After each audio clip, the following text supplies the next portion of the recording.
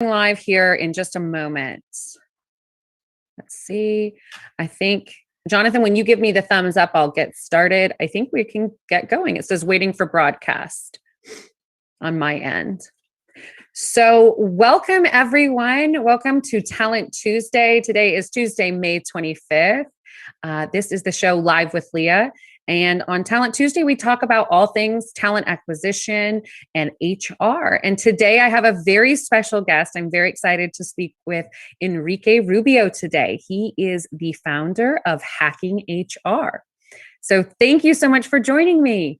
Hi, Leah. Thank you so much for having me in the show today. Very happy and excited for our conversation today.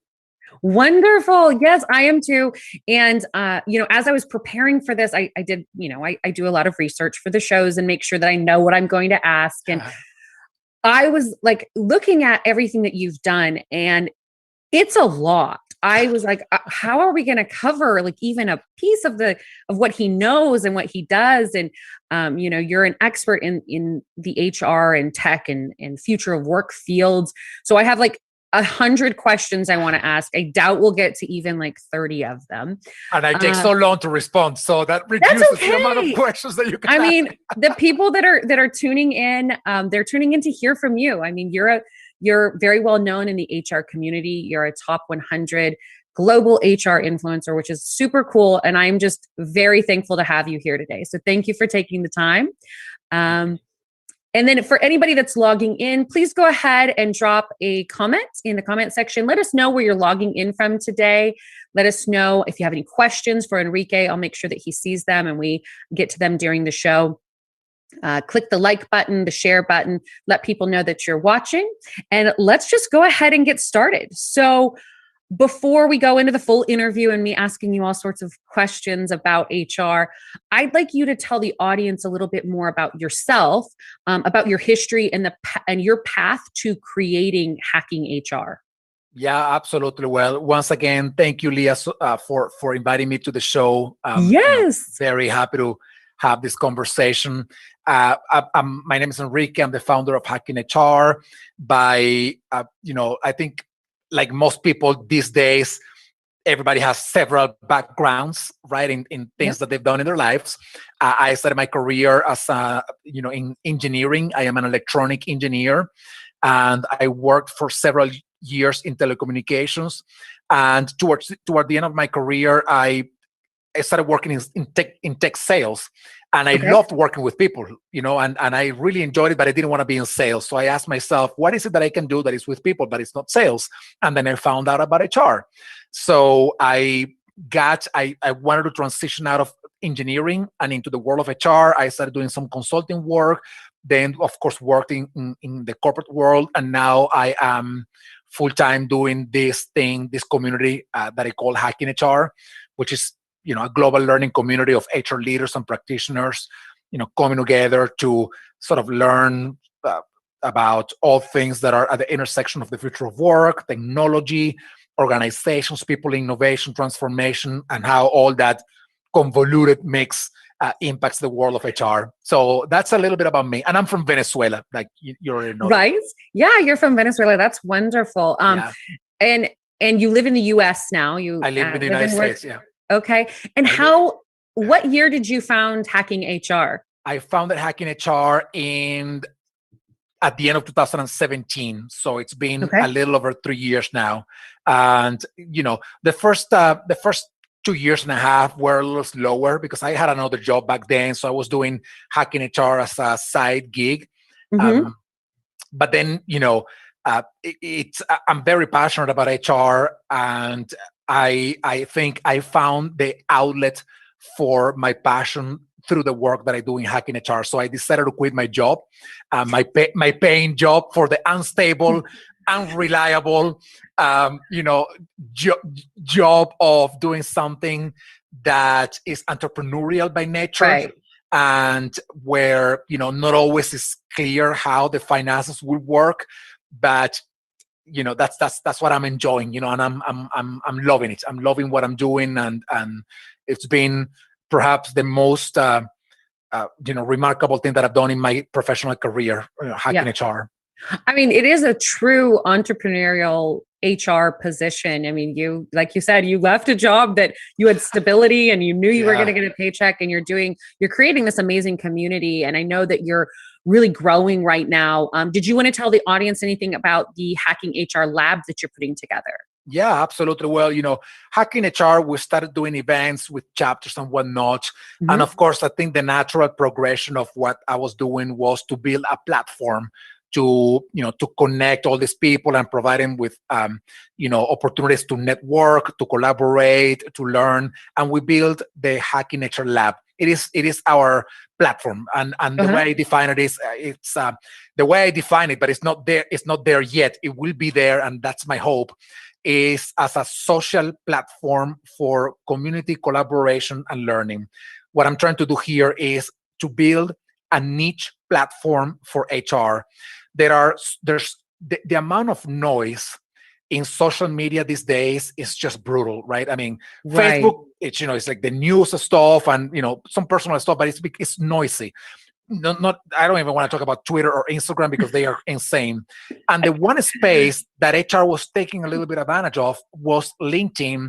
But as I think we've all experienced, LinkedIn has been slowly moving into like one of those more social media platforms like Facebook or Twitter or Instagram. And it feels like it may be losing the authenticity and the genuineness and the professional touch that it had before. Right. And I reflected about that and I said, the platform that I want to build for Hacking HR has to also become a social platform just for HR, for this authentic and genuine and collaborative conversations. So that's what I'm building right now. So anyway, I invite everybody who's listening to this thing to join hackinghrlab.io. Go to it and create your free account. Please sign up as premium if you can, of course, because you're going to help us continue doing our mission. Right. But you can create your free account and you're going to have access to a lot of things in the platform. Yeah, and our assistant Joanne, she'll put that in the comments, the link to the hackinghrlab.io. Awesome. Thank you. Yeah, I mean, I think it's such an awesome idea. I agree. I mean, we're on LinkedIn right now. We're on LinkedIn Live. Thanks for hosting us, LinkedIn, and giving us this ability. But there's a lot of noise about, all other sorts of industries, and people are starting to post a lot of personal stuff. Yeah. And it's when you're looking for something that you're working on in your professional space, you want a space where you can go to other practitioners or other people to learn from, to share ideas. And I think it's an awesome idea. And I've checked it out, and I think we are going to sign up for a premium subscription because it's such a great place to learn and to share knowledge. So, congratulations on the success with it so far. Thank you. And the paradox of this interconnected world is that we have the tools, we have the technology, it's free, we can do it, but the more technologically connected we are, the more disconnected from the human perspective we are. Right, we're like so isolated by technology, right? It's crazy. And then you go to LinkedIn, for example, which again, I love LinkedIn, but I think it had a different meaning for me before than it has now. But in the past, you would be able, for example, to find the content that the voices that you wanted to hear from were sharing. And now that content is drowned in a sea of stuff that it's not that you don't care about it, but it's not the place for you to find that content, right? Like pictures of somebody, with a dog, or like, I'm like, I love dogs, but I don't want to find a picture with a dog on LinkedIn. I want to find that. That's so funny. So we were working with a marketing company, and they were like, you need to be more approachable on, and so they did this post for me about and I have a picture on LinkedIn with a dog, and I laughed so hard. I was like, I can't do this. Like this is just not me. And so we kind of changed how I do my profile. Like it is all business all the time, and there's bits and pieces of me personally, but I was like, I don't want to share my personal life on LinkedIn. It's just not me. It's not my brand. I don't want to do that. I'm a professional business person, and I want to talk about serious issues, and I want to. But you know what? You know why people do that? End up doing that? It's not for the sake of building a community. It is for the likes and the comments that they get in those pictures, which is at the end of the day the unfortunate driver of social media. The likes and the comments algorithm that you get, and the reality is, I'm not even judging that. You know, if you hear all that I've said, is I'm not making a critical judgment on that. What I'm saying is that as that is happening, the real human connections where we can connect with somebody else and say, Leah, I need help. I need support. I'm going through this. I've seen you've been in this place before. Can you please help me? That humanity is getting lost. And that's what I'm trying to build with the Hacking HR Lab. You know, I'm not saying that the personal picture with the dog is not interesting, but what I'm saying is that maybe the space that I'm building won't be for that. It will. I'm excited about that. Yeah, for some other things.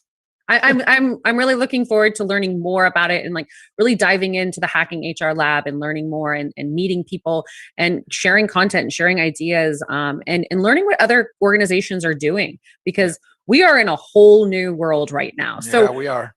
Let's go ahead and get started. I always like to ask my guests, what was the best thing that happened in this past really weird year? What was the best thing that happened for you personally, professionally, for your business? Just a highlight moment. I made the decision to move to where I live. This is personal. To where I live now, Flagstaff, Northern Arizona. And it honestly is the best place that I've ever lived in my life. You know, I'm so happy. I am in love with this place. I don't even know if I'm going to be here forever, but for those of you who have been to Flagstaff or Northern Arizona, high up in the mountains, this is incredible. So, you know, personally, that meant a lot to me because I'm closer to the outdoors, which is what I wanted to be. I'm a very outdoorsy individual. So that really, you know, has changed my mood and the way I see things. And, you know, on a more professional level, I think it's been, you know, all that I've learned over the past so many months through the pandemic with the podcast that I'm doing. You know, I'm getting closer to, this week is 200 episodes, one a day since August. So, you know, we haven't failed, one a day. Even on December the 31st and you know, Christmas Day, we post out a podcast episode.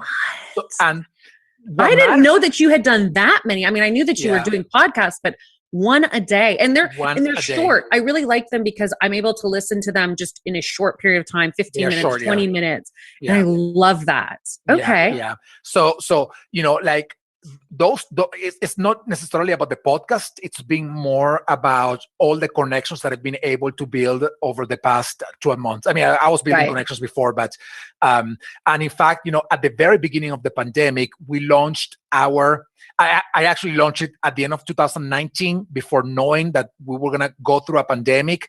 I launched the Hacking HR Innovation and Future of Work Global Online Conference, which was going to be in March, always designed to be free and online.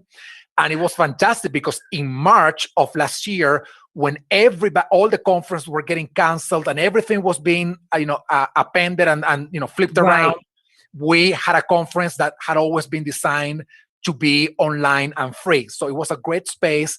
I loved it. And then I did the second one this year. So having done that conference, you know, was also very sort of rewarding professional. Yeah, I mean, it was incredibly well organized. There was so many people involved. I was like, it was overwhelming how I mean, it was a lot. That's a lot.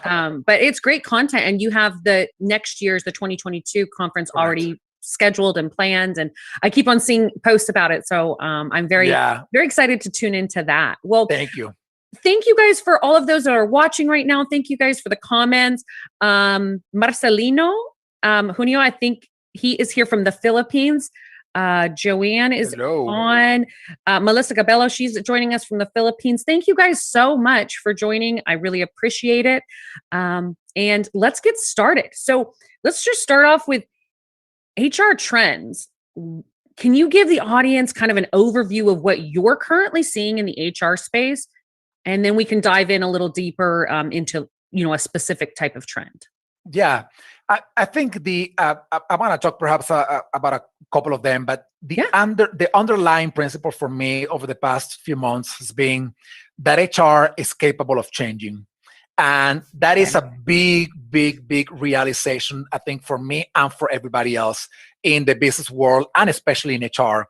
Because for a long time, it was believed that somehow we were so boxed in the way we thought and what we were doing, that people probably did not have much hope about us being able to change. Like no faith in HR at all. Like no faith in HR at all. Right. And over the past few months, we showed to the world that we are capable of changing. The caveat to that, though, is that we changed very reactively sometimes.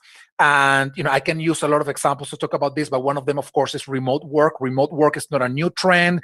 It didn't come out to the world at the beginning of the pandemic. It had been around for a long time, and many companies, particularly HR leaders, we're saying this is never going to happen to us. We're not even going to pay attention to that trend. Blah blah blah.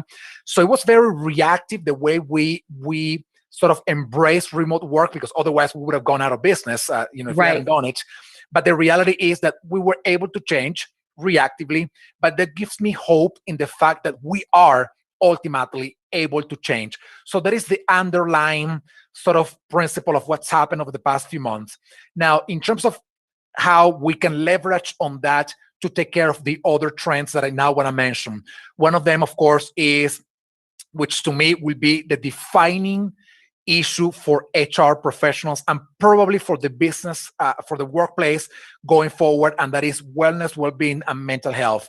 This is becoming an emergency, and we cannot even use another word. This is becoming an emergency, and what I am hoping, based on what I said before, is that we think about mental health and about wellness and well-being as something that we need to tackle today, that we cannot sweep under the rug like we did with remote work in the past, saying that's never going to happen to us, so let's forget about it. We cannot forget about the implications of mental health at work. So that is one trend that we have to take really, really, really good and urgent care of. The second trend is around reskilling and upskilling of the workforce. One thing that I think is evident for everybody in the world is that over the past 12, 14 months, while a lot of companies went out of business because their business models did not allow for room to operate differently than their traditional way of operation, we also know of many, many companies that dramatically thrived in the past few months. And they did so not only with humans, but they did so also with technology.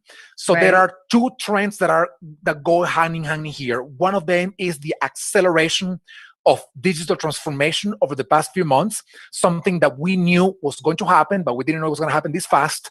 And the other area is the reskilling and upskilling of the workforce, because if you have more technology taking over activities or full jobs that humans were doing in the past, the humans that you continue to have a job, you have a couple of options. You either have them do something different, more valuable, uniquely human, or you will have to fire them. And I'm hoping that it's not this option. I'm hoping that you, as a company, you find a way to continue to have them in the value chain of the organization by doing something else. So this means that HR will have to think about the jobs that are phasing out, in this time, the new tasks or jobs or activities that will be coming up in the next few months and years, and start reskilling and upskilling the workforce for that. So it's three. Number one, mental health. Number two, taking care of or thinking through the implications of digital transformation. And number three, the reskilling and upskilling of the workforce. So those are three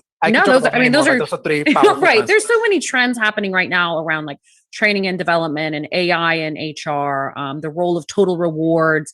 Yeah. When you mentioned that in the upscaling and rescaling, that it's going to have to be uniquely human. And it's interesting you use those words. I just read an article from MIT Technology Review, and the article it has uniquely human in the title.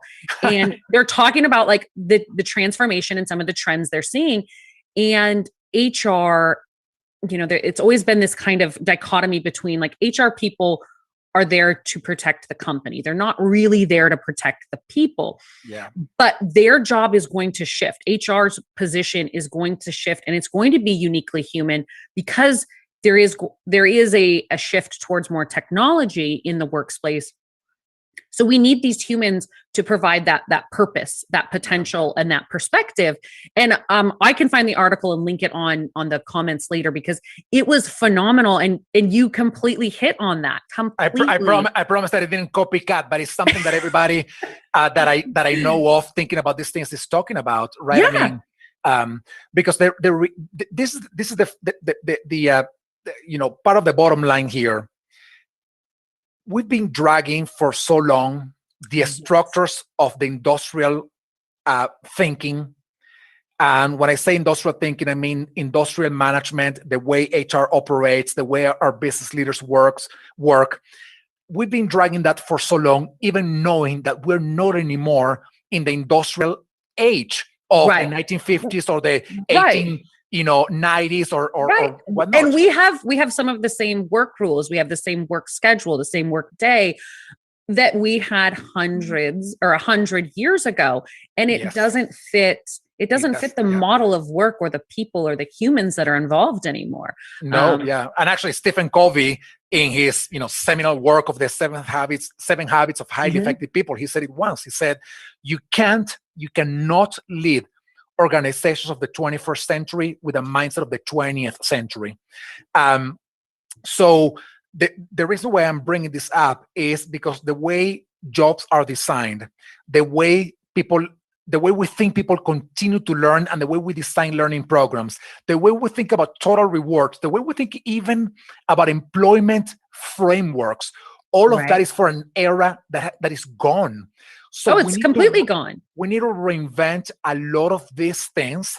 We need to create all of this, I don't want to say from scratch, but a lot of it will have to be recreated from basically from ground zero, because this reality is so different than anything that we've gone ever before in the past. So the challenge again for HR, going back to the 3 trends, but also the underlying challenge is how can we continue to leverage on this idea that we're capable of changing, but not reactively, but more proactively. And what that means is do not wait until half of your workforce has to be taking time off because they are burnt out. Instead, know and acknowledge that this is a trend that has today an impact in the workplace, and the workforce will continue to do so, and you got to do something about it. That's going to be more proactive and a different thinking and whatnot. So that's a challenge. No, absolutely. I think you're totally right, and it's about the adaptability. And I think you're totally right. So many people thought that HR could never change, and I think it's long overdue for a change on how we organize our businesses, how we organize personnel and personnel management. And we've been operating on, like we talked about, on a design, an industrial design that was designed for industrial manufacturing, for industrial type businesses, and we're not in that type of business anymore. There's some companies that certainly are, and that works for them.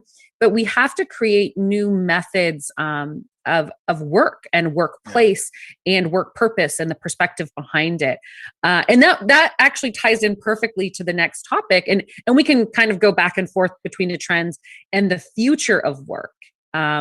Because I think that this past year has uniquely put us in a position where we advanced from where we were in work to 5-10 years forward into the future and it happened fast. It was an intense change over the past year. So tell me what you expect the future of work to look like over the next 5 years to the next decade. Yeah.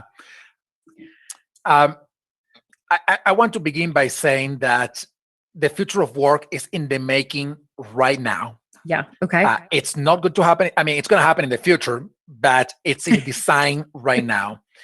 And this creates a very deep sense of intentional action and urgency in myself, because this is what I don't want to have.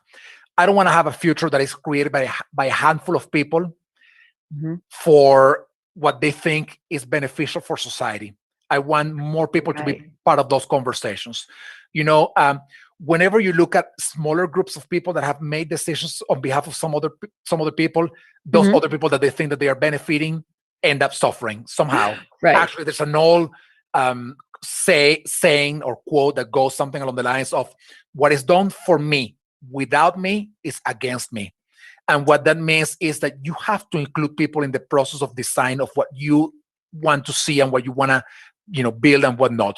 And the reason why I mentioned this is because I don't want HR to be on the sidelines of the design of the future.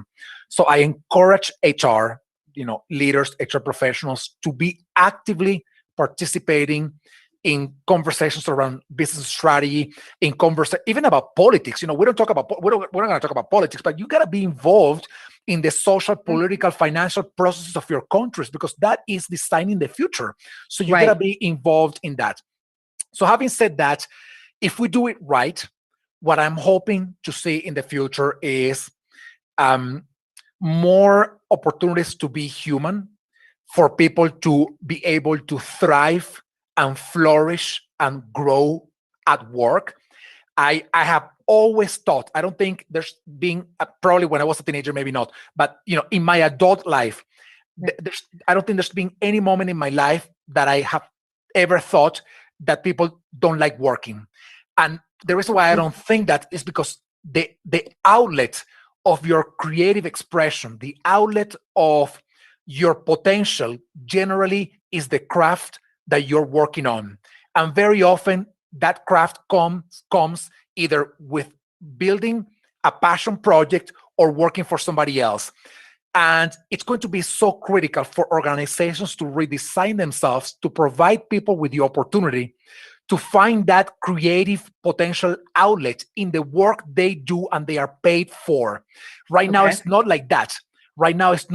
People go to work and you talk to a lot of them and they don't like what they do. And they say, out of the 100% of things that I do, if they let me do more of this 20%, I'll be so much happier than only doing this other 80%. So we got to redesign that to become more human-centered organizations where people thrive, grow, and flourish at work.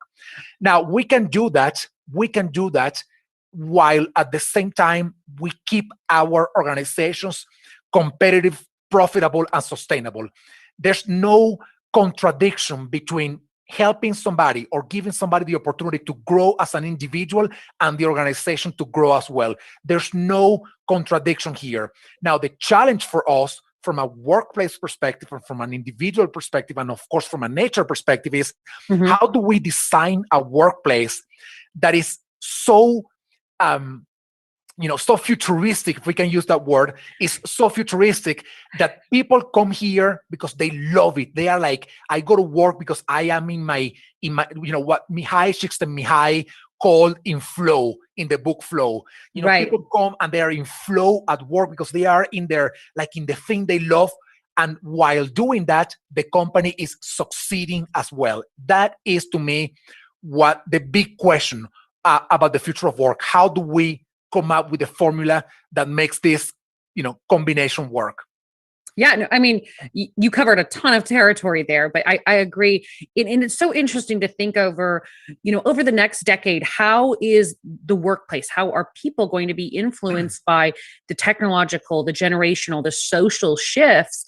And we're seeing it right now. Like you said, we are starting right here, right now. Yeah. And you're seeing a lot of organizations really make an effort to say, hey, we understand soft skills. It's like that. Oh, soft skills, they're great. We want people to have, we want our people leaders to have an high EQ. We want them to be human. We're going to measure those things more than we might measure KPIs or ROI. There's a lot of companies making a very distinct effort to bring diversity, equity, and inclusion to the forefront, to bring climate awareness to sustainability to the forefront. And a lot of it is driven by a generation of workers who are saying, if I'm going to be the future of work, the companies that I'm going to work for have to be cognizant of social issues, of justice, of climate issues. And you can't just be like always bottom line, like, what's my return on investment for this? Your organizations have to be able to operate in a larger economy and with a greater consciousness. Yeah. And how much is technology going to change the way that we work? Or is it going to be like incremental, or are we going to just have a full change overnight? Yeah. I want to go back 1 second to Okay, something go ahead. that Yeah. you mentioned before. And again, I don't think there is a contradiction between doing the right things for the people and doing the right thing for the business. Okay. There is a gigantic amount of research that shows that diverse teams are way more productive, and their performance is so much higher than teams that either think or look alike. So it's not anymore, even for those leaders who are like, I think Latinos have opportunities and I think Black people have opportunities. Mm-hmm. It's not even a question about whether you think, Black Lives Matter or diversity and inclusion from a human perspective is important. It's literally better for your company. It's literally a better thing for your business. If you think that diverse teams won't deliver better performance than teams that do think alike, then you are basically neglecting a gigantic body of knowledge that has been created and the science that has been created around this. Now, that's one element. You mentioned about climate change and sustainability. This is, to me, it is just, I don't even know what word to use here.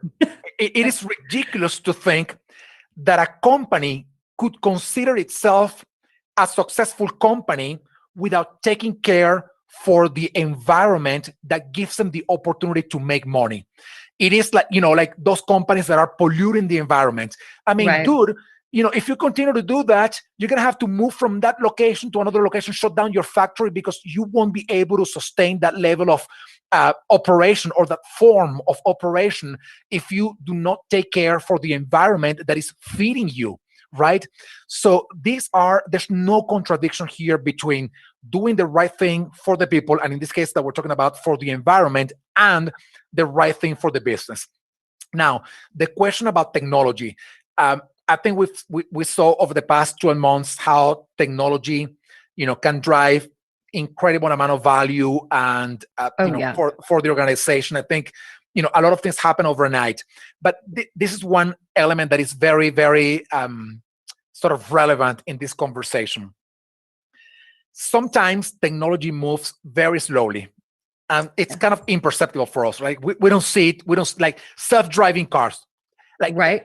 I don't think anybody who's listening right now, or you or me, I have not seen a self-driving car yet. I haven't seen, even though Arizona has allowed for the testing of where I live, for the testing of self-driving cars. So people are like, wait a minute, self-driving cars, I haven't seen any. I don't think that's real. I don't think that's ever going to happen. People love driving and blah, blah, blah. So technology moves really slowly at the beginning, but then it hits an inflection point. And the moment it hits an inflection point, the curve of change and transformation is what's called exponential. Right. So this is what I mean by that. The fact that you don't see the self-driving technology out there, and in a ubiquitous way, doesn't mean that it's not in development. But what's going to happen is that by the moment it is fully safe and it is, allowed by the states and by the countries, right? It's ready for consumption, for consumer, more general.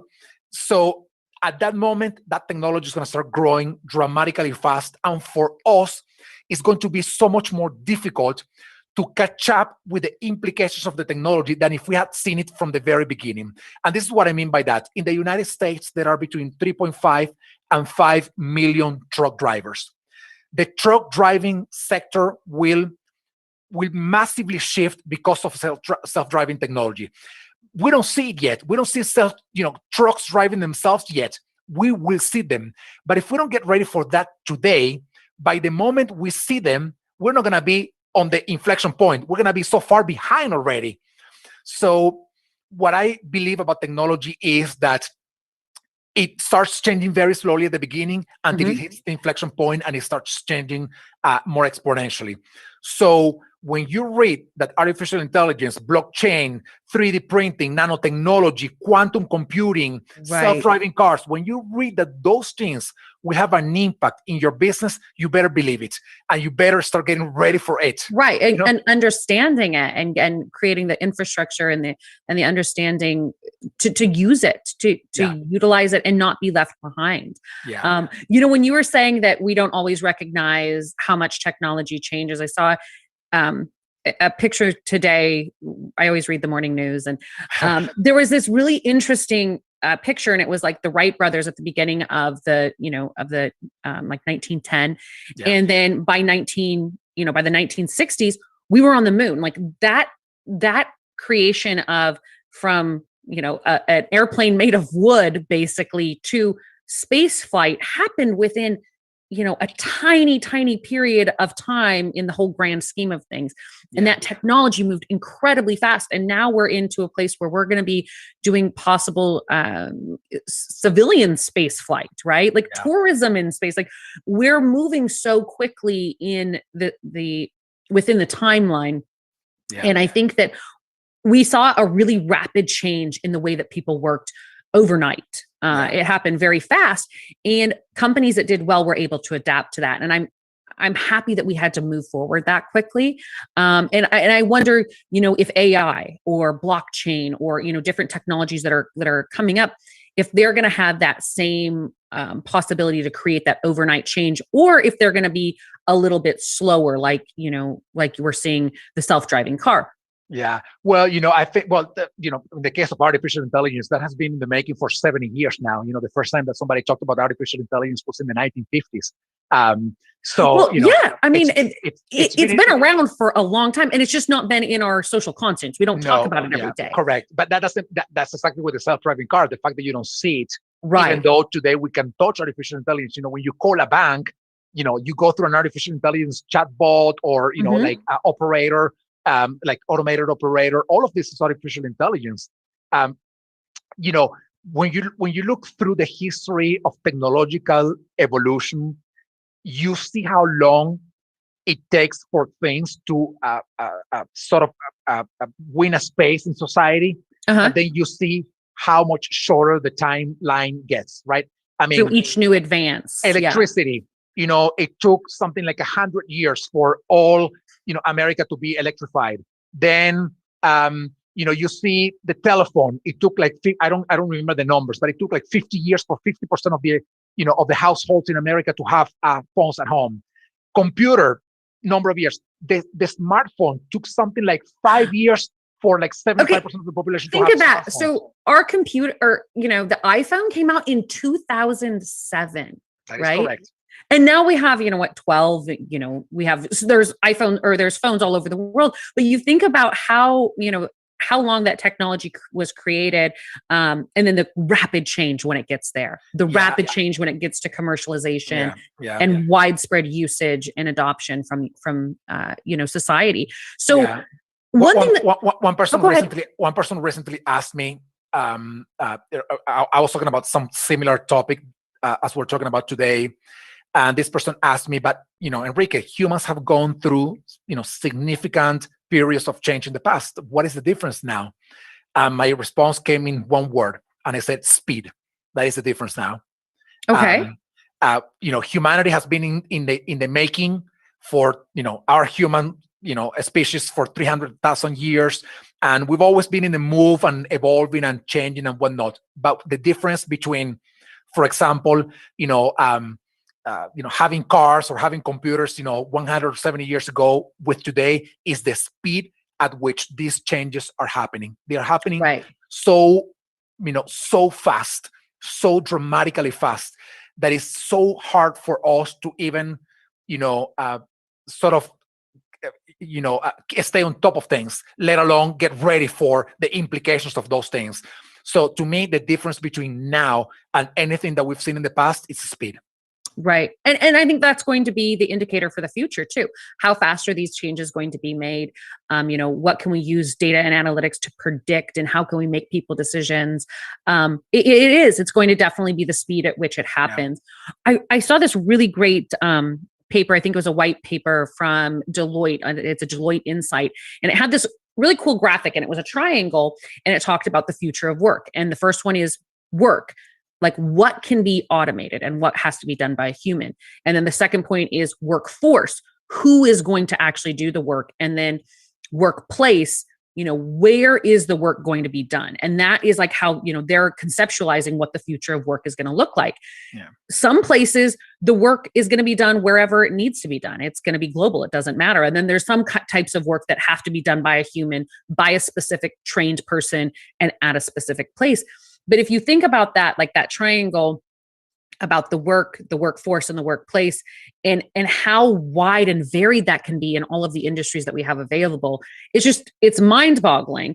And then they had this timeline, like from the traditional side of the work and employee experience to the very open. And they had, your employee, your managed service provider, contractor, gig worker, to like open crowdsource work being done. Yeah. And thinking about who can accomplish all of the work, and the way that we, that relationship between employer employee is going to change as well. And it already is. We're already seeing a big shift to contracted work and gig work.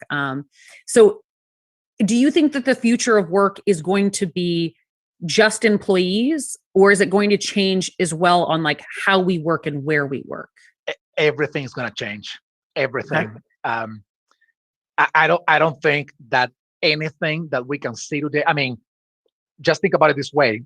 I don't think there's anything that we see today work-wise that is the same as it was in March of last year. And we're talking about, only I think you're right. 15 months.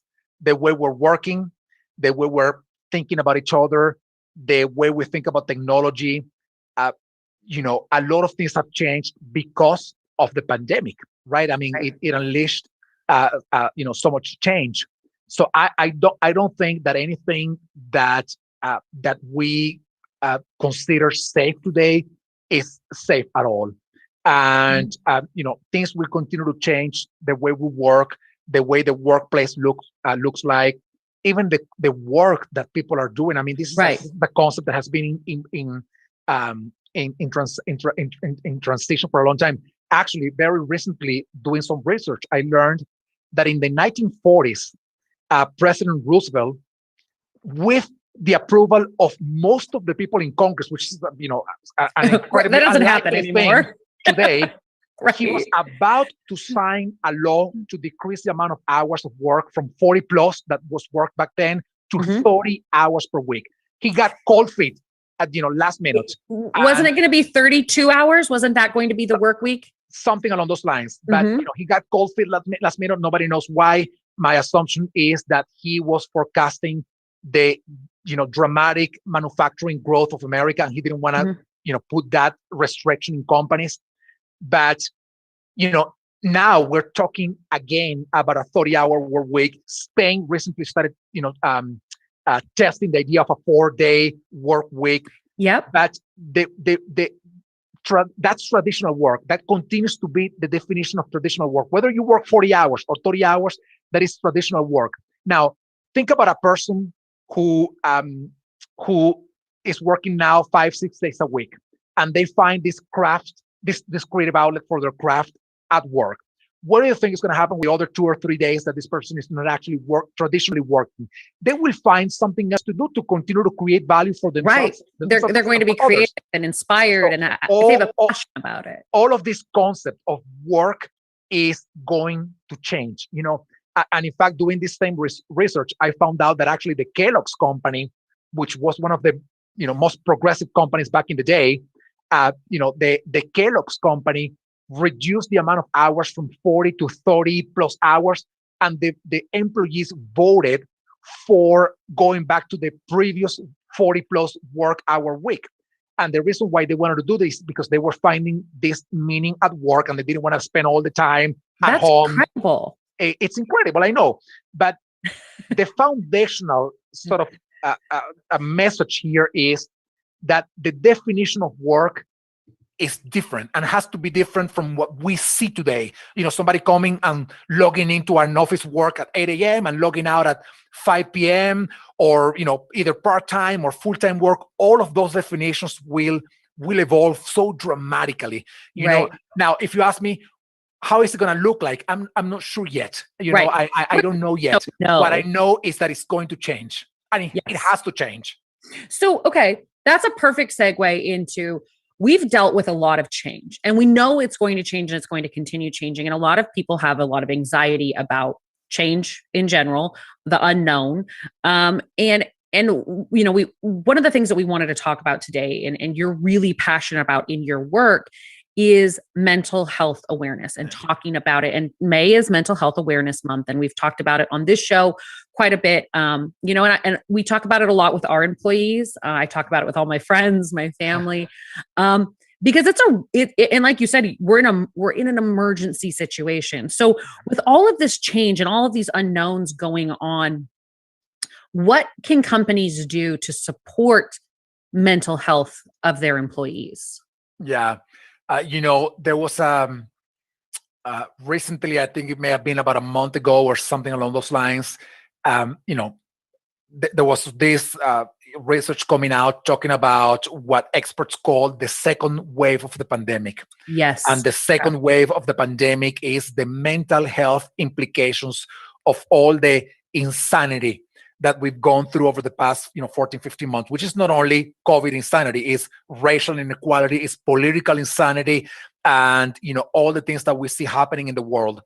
And what these experts are predicting is increased number of people suffering from stress, frustration, depression, increased amount of people suffering from substance abuse, and increased numbers of deaths by suicide. So this is a very, very dangerous cocktail, that we're dealing with here. And, there are many actions that we can take, but I'm going to backtrack to the basic of them all. And that is becoming more human. And I have this friend of mine, he works for a big company, and he said to me, I talked to him like about a couple of months ago, and he said to me, Enrique, can you believe that nobody from my company, even though the company talks about this publicly, can you believe that nobody from the company, neither HR nor my leaders, have asked me in the past 2 months if I'm doing all right, if I'm doing okay, if I need some support? And I was, taken aback by that, considering the company that he works for. And to me, it boiled down to not technology, not money, not changing policies or processes, but being human. And that is building the kind of culture where people can support each other, ask each other how they're doing, be there for each other, and all the changes down the road that creates. Of course, things like allowing people to disconnect, from being online all the time, allowing people to take mental health breaks if they needed to do so without any fear of, a punishment or retaliation for people who, having to take some of this time for themselves to, to heal from the pain that they may be going through. So I mentioned it before when you asked me about the trends that I'm seeing in the space of HR. To me, mental health is the defining issue of this year and probably even going forward. Oh, I would agree. What I'm afraid of is that just like, diversity, equity, and inclusion, remote work, and many other things that we swept under the rug for a long time, saying we don't talk about mental health at work because that's a very personal thing. You leave that at home. You leave that at home. Or diversity, equity, and inclusion, as in how much it impacts the business and our professional sort of corporate brand, and that's pretty much it. You can't sweep these conversations under the rug anymore. You got to take care of this because it's a business and a human imperative now to take care of them. So that's what I would say about mental health. Step back to the basic. How can we turn our culture into a culture where the humanity is what rules? Because we are getting so trapped into the like the minutia of like, yeah, let's create a policy where we say that people should not connect in Zoom on Fridays. Yeah, that's awesome. But then, when you go to the reality of the workplace, the other 4 days, people are feeling like crap. Right. Like I have to be on Zoom how many times on those 4 days? 150 times because, now, so it's, I know the minutia sometimes matters, but the reality is that you got to step back and instead of focusing on the minutia, focus on what truly matters. And to me, talking about, again, this is all interconnected here, talking about the workplace of the future, if you build a culture where humanity is at the forefront of everything, you will not need to create a policy of not connecting on Fridays because people will say, I'm not going to bother my coworkers on Friday to connect on a right.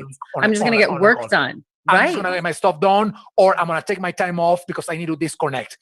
So many companies now are creating like in the policy, you can request a day off if you feel that, your mental health is, you need to heal from the things that you're going through and you need to put that in the policy. I wish to see workplaces where that doesn't need to be in the policy. Right. You don't even have to say it. You don't even have to say it, but it's just natural in the organization. That that you're supported, that if you say, I need a mental health day, that nobody's going to be like, okay, well, I need a doctor's note. What are you going to? I need to have my boss for permission and all this stuff. To me, it is the basic of building a human organization. And in a human organization, it's like being at home. You talk to your significant other, to your family. You don't ask permission, to do some things. There are things that are natural in humans. And that's what I'm hoping to see in the workplace.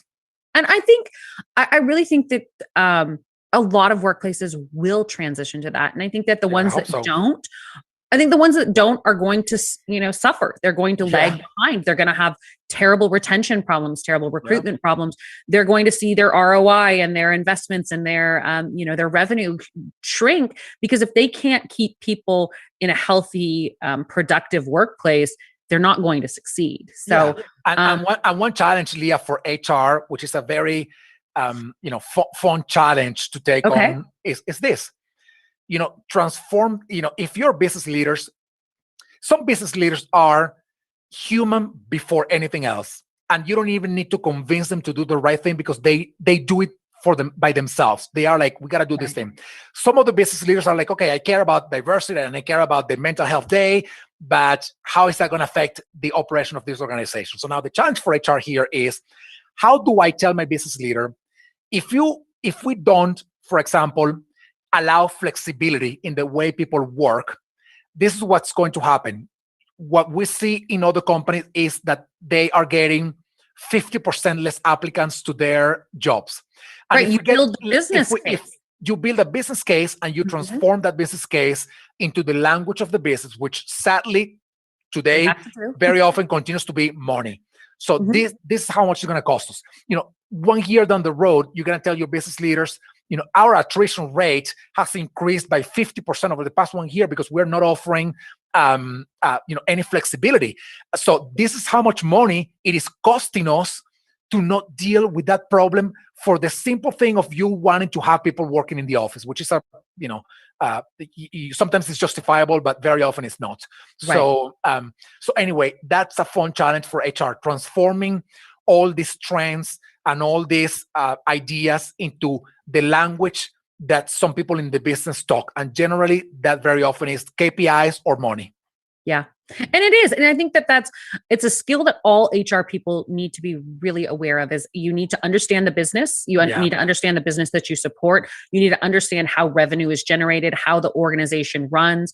You really have to have a broad understanding and overview of what you're doing so that you can make those business cases for the important changes that need to happen. Yeah. So, I mean, you have been incredible. You have been one of the best guests I've ever had. Thank you. You have like so much energy and you know so many things about HR. I told you that I was passionate about HR. I told you before. No, I love it. It's just so great to talk to somebody like you that has those same passions and that same inquisitive nature that, you look things up and you read all the time. And so I have a couple of questions that I wanted to ask you, just fun stuff. If we gave you a a 1 week paid vacation to go anywhere in the world and do whatever you wanted, what would you do with it? I would go. You give me the money too? Yeah. I'm going to give you the money. I go to Nepal. I would go to Nepal. Nepal. Yeah, Really? I am a mountain. First of all, I am a competitive runner, so I spend a lot of time training and running and competing. But and I do so in the mountains. So I would go to a mountains place like Nepal. It's been a dream of mine for a long time to go to Nepal. So that is awesome. Okay. Well, this is where I tell you, I don't have the money. I'm not going to give you it. It was just a question. Sorry. No. Do you have any, I saw on your profile, you were actually putting out like your summer reading list. I see that you're a big reader as well. Yeah. Is there any books that you would recommend to the audience that's something that's just sparked a great interest or passion in you? Something that everybody should read? It's funny that you asked that question, because if you look at the list of books that I posted for my summer reading, none of them has to do anything with HR. I know they're all science. They're all, a lot of them are about science. I've been getting more interested about, just out of curiosity, about evolution and neuroscience. And I actually just finished reading a book called T-Rex and the Cradle of Doom, about it's funny because the book is about the end of the dinosaur area, which was called the Cretaceous. But it's more than that. It's a book about science, and it's fascinating. But there was a couple of books that I read really recently, which are fascinating. One is called Work. It's just that work. It's the history and the evolution of work since humans, came to be humans until today. It's fascinating book. The other book that it's more HR kind of like jargon kind of thing is called No Rules. The work that Netflix has been doing with their culture, with Reed Hastings and Eric Mayer. So that book is also fascinating. So if you are interested in science and the underlying foundations of why things are the way they are, I think the book Work is awesome. And if you're interested in something that is more story based but also hands-on, I think the book No Rules is pretty cool too. Those are wonderful recommendations. I agree wholeheartedly. And Joanne can link those in the comments for those that are watching. And then for those that are watching, if you need your SHRM CDP credits, Joanne will put the activity number in the comments. If you miss that, just send me a message and we'll get it to you after the broadcast of the show. So Enrique, thank you so much for all of your time today and your insight and your knowledge. If those that are watching want to get in contact with you, if they want to learn more about hacking HR, what's the best way to contact you? Yeah, they can go to my LinkedIn, Enrique Rubio, or my email, enrique@hackinghr.io. And I try to be as responsive as possible and quickly. Okay. My final question is, what is the most beautiful or peaceful, wonderful beach you have ever been to? The most wonderful beach that I've ever been to. Well, it's mandatory for me to say that my birth country, Venezuela. Okay. Venezuela is in the northern part of the South American continent, and it's in the Caribbean, and the beaches there are just out of this world. So I'm more of a mountain man myself rather than a beach person, but the beaches in Venezuela are simply undescribable. That I understand. So I'm from a mountainous place. I'm from Wyoming. Have you ever been there? Wyoming is fantastic. I love Wyoming. Yes. Okay. Yeah, actually, I got my bison in there. I took a picture in Yellowstone. Yellowstone. Okay. Yeah. Wonderful. Well, that's awesome. Thank you again so much for joining us. And Joanne is putting those links in right now for the books and for the SHRM credit. I really appreciate your time, and I hope to have you back again soon. Thank you so much, everyone. Thank you, thanks for joining. Bye-bye. So Jonathan will take us down from the broadcast. You were amazing. You're such a great guest. Thank you. Yeah, I was like, oh, I wonder if he has been to Wyoming, because I saw that you're an ultra runner, yeah. Okay.